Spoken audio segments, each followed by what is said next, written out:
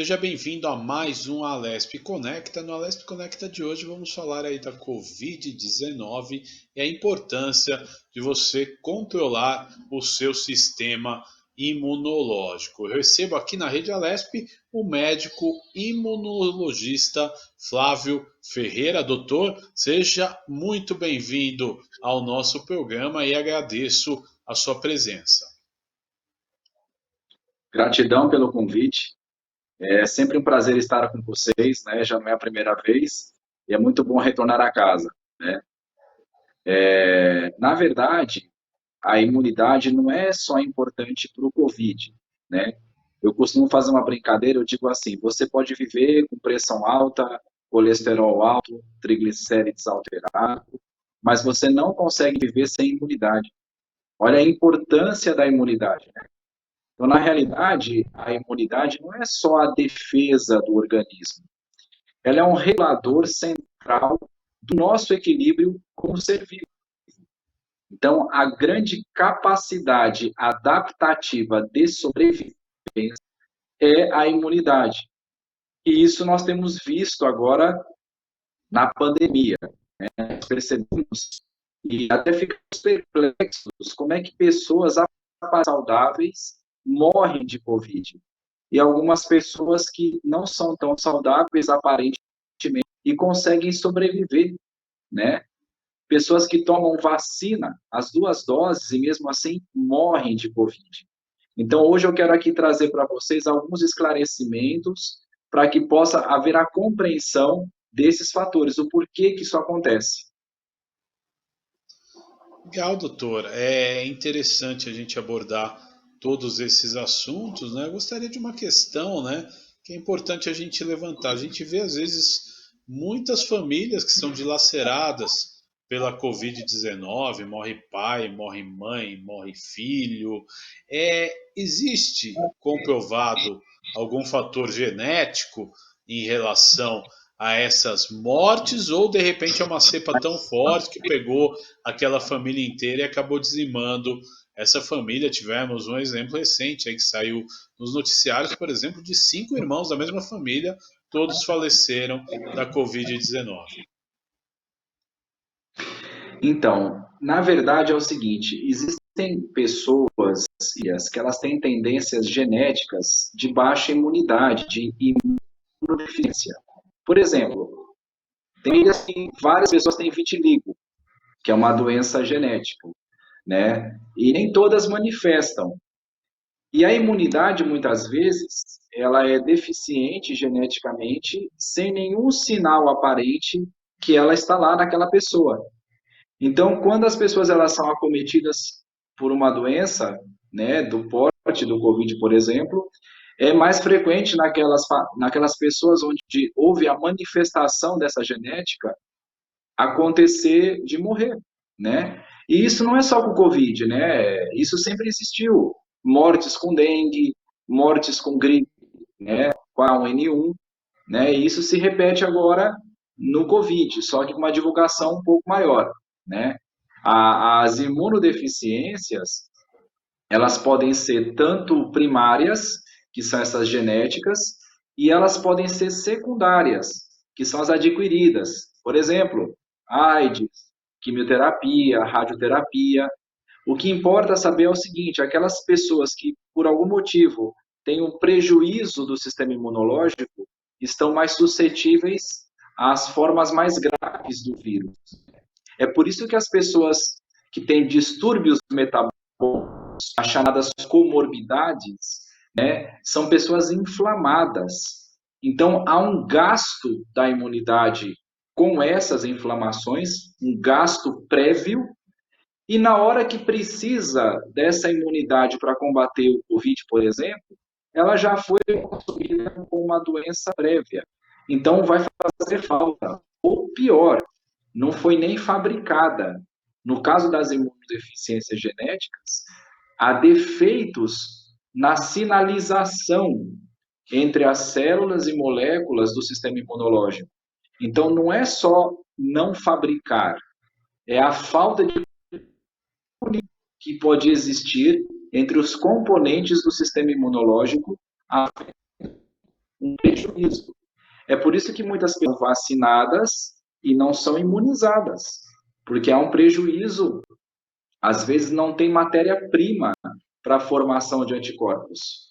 Então é muito interessante essa sua colocação, ao perceber que membros da mesma família muitas vezes morrem, né, ou ficam doentes, possivelmente essas famílias devem ter alguma imunodeficiência que não foi anteriormente diagnosticada.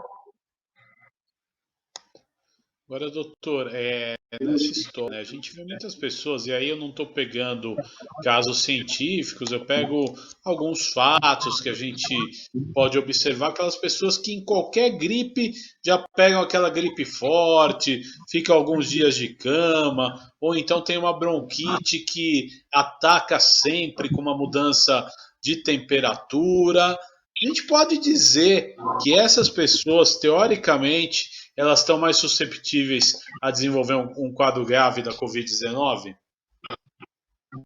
Não.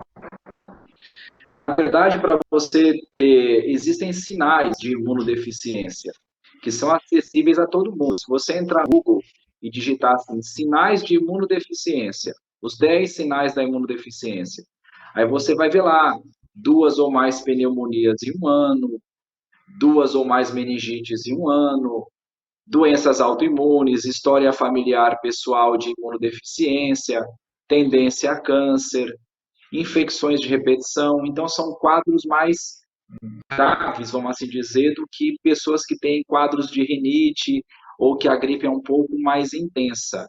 Isso não necessariamente quer dizer que a pessoa tem baixa imunidade. E os 10 sinais de imunodeficiência, eles são diferentes na criança e no adulto, né? Então, eu sugiro que depois que a gente tiver um tempinho, pegue essa tabela. É bem acessível a todos no Google, os sinais da imunodeficiência. Por isso que é importante, veja bem, a avaliação imunológica individual, né? A solução hoje para o Covid é a vacina. Eu, quando falo, sou bastante categórico. A vacina, ela estimula uma parte do sistema imunológico, que é a formação de anticorpos. Mas o sistema imunológico não é só anticorpos. Tem células, tem outras moléculas, tem barreiras. Então, qual, no meu entender, seria a solução hoje à questão do Covid? Uma avaliação das pessoas de forma individual. Isso é possível com exames simples, tá? Basta ter conhecimento imunológico e adequar tratamentos e terapias que pudessem ser individualizados para cada tipo de pessoa. Tá? Então, eu vou fazer aqui um breve esclarecimento. Anticorpos não são glóbulos brancos. Muitas vezes aprendemos isso na escola, que os anticorpos são glóbulos brancos. Não são. Os anticorpos são proteínas. Imagina aquele doce brigadeiro, os granulados em volta são os anticorpos. Então, o que os anticorpos fazem? Eles envolvem o vírus do Covid ou outro vírus e tentam impedir que o vírus injete material genético dentro da célula humana. O vírus só vive dentro da célula humana. Vamos entender que o vírus não é uma célula. O vírus é uma biomolécula, tá? E esse do Covid tem a proteína spike, que é aquela coroinha, né? Por isso que é coronavírus, né? Tem aqueles células. Os anticorpos, eles vão grudar em volta do Covid, de forma a não deixar entrar dentro da célula humana. Ou vão grudar em volta da célula humana para não deixar o Covid entrar. Então, a primeira função dos anticorpos é neutralizar o Covid. Vão fazer um cerco em volta dele, mas não destroem o Covid. E a segunda função dos anticorpos é chamar outras células, quando eles não dão conta de neutralizar. Aí eles chamam os linfócitos B para fabricar mais anticorpos, chamam os linfócitos T, que é para comer a célula infectada com Covid, e as células NK, né, killers, que também comem as células infectadas com o Covid. Então, essa é a parte dos anticorpos. Só que tem pessoas que não usam anticorpos para se defender do Covid. Elas vão usar diretamente células. Inclusive, é uma das justificativas porque a pessoa tem todo o quadro clínico do Covid e testa negativo, porque o teste é feito de anticorpos. Então, nem todo mundo usa anticorpos para se defender. Tem gente que usa diretamente célula. Isso não é explicado. Então, fica essa loucura. Ah, é só a vacina, é só a vacina. E nós estamos vendo aí pessoas vacinadas com a primeira dose, com a segunda dose, falecendo e morrendo. E outra, o grande perigo é a displicência dos cuidados que a vacinação gera naquelas pessoas que, já vacinei mesmo, né? Então tá tudo bem. Não vou pegar Covid. Não tem nada a ver, tá? A gente pode pegar o Covid, não está comprovado ainda, mais de um vez. Como pega a dengue, como pega outras doenças virais, como pega a gripe. Então é muito importante, assim, potencializar aquilo que você tem de melhor na sua imunidade. Então, para resumir, imagina que a imunidade é igual a impressão digital. Cada um tem o seu jeito de se defender, cada um tem o seu jeito de se adaptar. E isso pode ser detectado através de exames e você melhorar, explorar quais os potenciais que aquela pessoa tem para poder resolver a situação imunológica, né? Eu outro dia no meu Instagram, eu fiz uma live sobre ivermectina, né? Dizendo como a ivermectina atua na imunidade. E estudando um pouquinho mais sobre ivermectina, eu descobri que você não pode tomar ela com alguns antidepressivos, porque dá efeito adverso, aí que é a imunidade. Então, há boas intenções por parte de médicos, do governo, das autoridades de saúde, só que muitas vezes não há coerência, tá?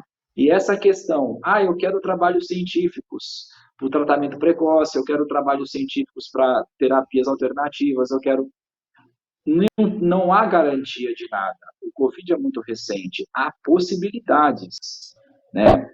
Mas, no meu entender de imunologista, isso eu falo como pessoa, como autoridade no assunto também, na imunologia, que tem que saber como funciona a sua imunidade. Uma avaliação imunológica ela é fundamental para saber aonde você falha, onde você exagera, aonde você precisa ser equilibrado. E aí sim, você fazer um esquema profilático. Não precisa você estar doente, né, para se tratar. Interessante, doutora, é muito importante a gente explicar essas questões. Agora, doutor, em termos, né, de um check-up simples, né, como é que a pessoa ela pode começar a descobrir se ela tem esses problemas de imunidade, no exame simples aí de sangue, quais os aspectos que começam a acender aí a atenção dos médicos, falam, olha, isso aqui é preciso ter uma atenção em relação à Covid-19, doutor. Eu gostaria que o senhor explicasse isso de forma bem didática para o nosso telespectador. Então, não é tão simples assim. Eu não posso aqui ser leviano e falar assim, faz um hemograma que ele vai te dizer tudo. Hoje mesmo, eu atendi uma paciente com hemograma absolutamente normal, né? Mas a dosagem de linfócitos T estava abaixo do padrão. Então, se eu me guiasse por um exame simples, só o hemograma, por exemplo, como muitos médicos fazem com boa intenção, haveria um erro de diagnóstico, onde eu valorizei muito mais a história dela. Uma paciente que me dizia, eu tenho herpes de repetição, na minha família tem muito câncer, muito HPV, lá. Então você vê, opa, há uma falha aí de defesa para vírus. Aí eu vou investigar dentro dos exames de sangue, que são mais para detecção dessa imunidade. Então, eu vou responder a sua pergunta da seguinte forma: depende da história do paciente, depende da história. Não há uma receita de bolo, né? Em outubro do ano passado, eu levei um protocolo para o Ministério da Saúde, onde eu dizia quais exames que a gente pode começar a abrir para investigar isso e quais as condutas a serem feitas em exame. Não fui recebido nem na rampa, né? Então, assim, é complicado ver outros interesses que impedem, muitas vezes, de chegar lá com tudo isso, né? Mas acho que um começo é o seguinte, ouvir o paciente, né, ouvir a história, não só de agora, mas a história pregressa, que é o que nós aprendemos na faculdade de medicina, uma boa anamnese. Começar, pelo menos, assim, onde você mora, assim, dá para fazer um hemograma, dá para fazer um leucograma, que é a contagem de glóbulos brancos, né, e fazer um comparativo com outro que a pessoa teve. Aí vai dependendo da história, né. O ideal mesmo é que se a pessoa pudesse ter acesso ao imunologista, né? E tem no exame, tem por aí, né? Hoje tem as consultas online. Então, para poder conhecer o perfil imunológico dela, né? É igual, por exemplo, a pessoa emagrecer, né? Por que uma dieta funciona e outra não, outra não? Porque tem muita coisa envolvida. Tem pessoas que não emagrecem por causa de tireoide, tem pessoas que de distúrbios genéticos, né? E aí você tem que trabalhar com o funcionamento da pessoa. É a mesma coisa na imunidade. Não é só uma coisa geral. Saber o porquê, né, que essa pessoa falha na imunidade. E aí é que vai essa avaliação mesmo. Então eu acho super válido o trabalho dos infectologistas, que é a prevenção com máscara, com álcool gel e tal. Mas nós temos que entender que o vírus é uma molécula muito menor que o buraquinho de uma máscara. Ele entra muito rápido na pessoa, mais rápido que o álcool. Se a tua imunidade estiver preservada e ativa, é muito mais difícil de você desenvolver. A grande verdade, eu acredito que a maioria das pessoas já teve coronavírus hoje em dia. Todos já tiveram. E às vezes alguns mais de uma vez. A questão é que alguns se defenderam tão bem e sintomático. E os que se defenderam com células testaram negativo. Mais de uma vez, eu tenho amigos aqui que falaram, nossa, em casa todo mundo teve Covid e eu nunca tive, né? E teve sintomas, inclusive. Então, é tudo muito novo, é tudo muito ainda controverso, né? Então, assim, não há garantias absolutas, há apenas possibilidades. E é nela, Agora, é interessante a gente abordar também, doutor, e você falou uma coisa muito importante, né? Que às vezes as células mesmo não deixam que desenvolva a Covid-19. Então, muitos casos lá na frente a gente vai descobrir a família inteira teve, aquele indivíduo não teve. E, na verdade, ele pode ter tido, só que ele teve uma defesa maior e não desenvolveu, e aí testou duas, três vezes negativo, depois fez a sorologia e dá negativo de novo. Quer dizer, isso vocês da ciência já pensam nessa situação, né? então, mas olha só, eu suspeito que a pessoa teve, às vezes, pela seguinte forma: eu atendo famílias de 4 pessoas, né? E o único que não teve exames positivos para a Covid, eu peço, por exemplo, um hemograma. Quando eu peço um hemograma, eu vejo o quê? Que as plaquetas mais baixas que o normal, que houve um aumento de alguns grupos de glóbulos brancos e diminuição dos outros, começando a anemia. Aí falou, opa, teve uma batalha aqui, teve um consumo de imunidade. Então, quer dizer, apesar do cara não ter tido sintomas, apesar da pessoa não ter tido sorologias positivas, ela tem uma alteração no hemograma que mostra que houve uma batalha, um consumo. E aí é que mora o perigo, porque se ele pega uma outra doença, por exemplo, a pessoa teve Covid assintomática, tal, e teve essa alteração no exame, que traduz um pouco o que aconteceu com ela. Se ela pega uma dengue e ela está com a imunidade na reserva, a dengue vai ser muito grave, por exemplo, porque já foi a imunidade pelo Covid. Entendeu onde eu quero chegar? Então, muitas vezes, a gente fica só no Covid, Covid, Covid. Não é nada contra ficar só no Covid, não é isso. Mas tem que pensar em tudo que acontece. Existem doenças que matam ainda bastante, né? Dengue, AIDS, tuberculose, isso não acabou, né? Tava até uma piadinha circulando aí na internet dizendo, né? Esse é o primeiro verão que ninguém morreu de dengue, né? E não é verdade. Aqui nós tivemos outro dia um jovem de 20 anos que morreu de dengue hemorrágica, né? E é um paciente imunodeficiente, já tinha tido câncer e tudo, etc e tal. Aliás, parênteses, o que mata o câncer é a imunidade.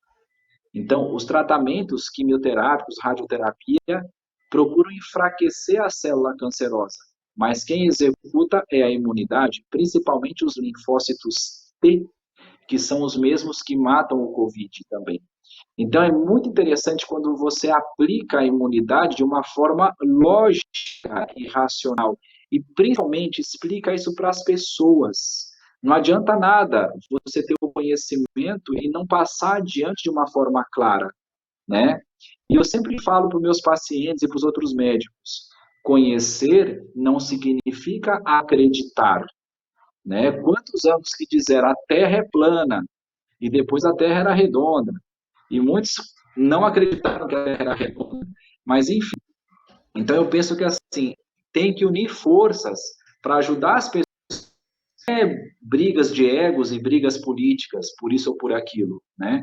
E ninguém detém a verdade absoluta. Por isso que as discussões, o trabalho de vocês, que é o trabalho de informação, é um trabalho incrível. Olha quantas pessoas que vocês estão ajudando hoje através do que eu estou falando aqui, né? Quanto à desmistificação. E outra, uma das grandes causas de baixar a imunidade é o estresse, o medo, a desinformação. Vou dar um exemplo. Quando você está muito estressado, você pode, por exemplo, ter muita produção de adrenalina. A adrenalina vai lá no baço, contrai o baço e diminui a fabricação de anticorpos. Para você ver, entendeu? Então, esse sofrimento que a pandemia vem trazendo, né, as pessoas, inclusive na questão financeira, na questão de trabalho, isso deprime a pessoa imunologicamente a começar do estresse, né? Depois eu vou falar um pouquinho dos 4 pilares da boa imunidade, que eu acho que é uma dica legal também. Mas, enfim, a solução, a receita é simples, né? As grandes coisas são simples, os grandes homens são simples, né? Então, a gente procura conhecer a imunidade do paciente e, em cima de como ele funciona, traçar uma meta para poder potencializar o que ele tem de melhor na imunidade. Agora, doutor, o senhor levantou uma questão importante, o senhor vai falar aí dos 4 pilares da imunidade, mas eu gostaria que o senhor já engatilhasse com uma outra pergunta, até porque a entrevista passa rápido e nós já estamos aí caminhando para os momentos finais dessa entrevista especial. Eu quero até agradecê-lo de antemão. Mas qual que é a lição de casa que a população que nos ouve pode fazer aí para manter uma boa imunidade? Eu acho que a gente sempre tem que orientar, né, que procure um médico, né? Mas os conceitos básicos aí para manter uma boa imunidade e teoricamente ajudar aí que não tenha um agravamento muito forte quando pegar a Covid-19, que é uma doença que ainda está em alta no nosso país e a gente não tem muita perspectiva aí de melhoras. O senhor analisa comigo, tem melhora, melhora, melhora, nós estamos aí com uma média móvel perto dos 2.000 mortos por dia, quer dizer, ainda é muito sério o caso, né? Então, existem algumas dicas que eu sempre dou, mas a que eu acho mais bacana, mais assim fácil de entender e de aplicar, são os 4 pilares da imunidade saudável, né? Eu vou até posteriormente eu vou montar um curso digital sobre isso. Mas dando a dica aí para vocês, o primeiro pilar é a alimentação adequada, alimentação, uma alimentação saudável, ações. O segundo pilar é o bom sono. É no sono que a gente constrói tecidos. É no sono que existe a capacidade anabolizante do corpo. Então, assim, primeiro pilar, uma boa alimentação. Segundo pilar, um sono adequado. Isso varia de pessoa para pessoa. Tem pessoas que dormem 6 horas, estão muito bem. Tem pessoas que dormem 8 horas, não tem um consenso. Terceiro pilar é exercício físico moderado. Não é o extenuante. O exercício físico é inflamatório e, como resposta, aumenta a imunidade. O exercício físico extenuante abaixa a imunidade, tá? Por isso que as atletas de alta performance têm baixa imunidade.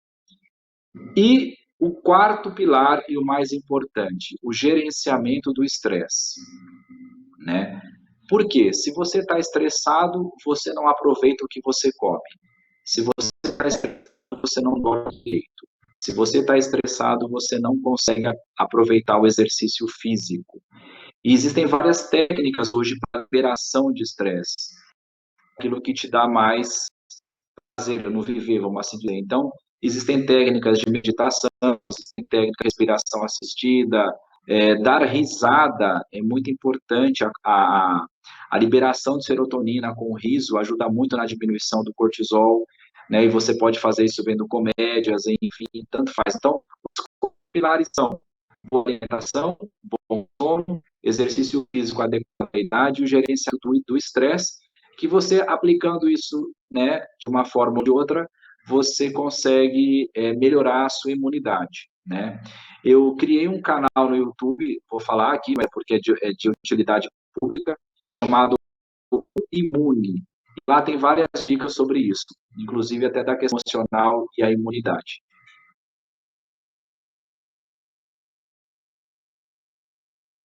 Participação nesse Alesp Conecta de hoje. Eu acho que foi muito importante a gente esclarecer tudo isso. Teríamos aí muitos assuntos ainda a conversar, mas o nosso tempo é limitado, mas o senhor pode voltar outras vezes aí para trazer a importância da imunidade num tempo tão difícil que nós vivemos, que é esse tempo da pandemia da Covid-19, mas eu quero de antemão agradecer aí em nome da Rede Alesp a sua participação em nosso programa. Gratidão a vocês e estou sempre à disposição. É um prazer ajudá-los. E este foi mais um Alesp Conecta aqui na Rede Alesp. Você conferiu aí a importância da imunidade para a Covid-19. Você acompanha agora a programação da Rede Alesp e nós voltamos aí com muito mais programas de interesse e utilidade pública. Até o próximo encontro. Tchau.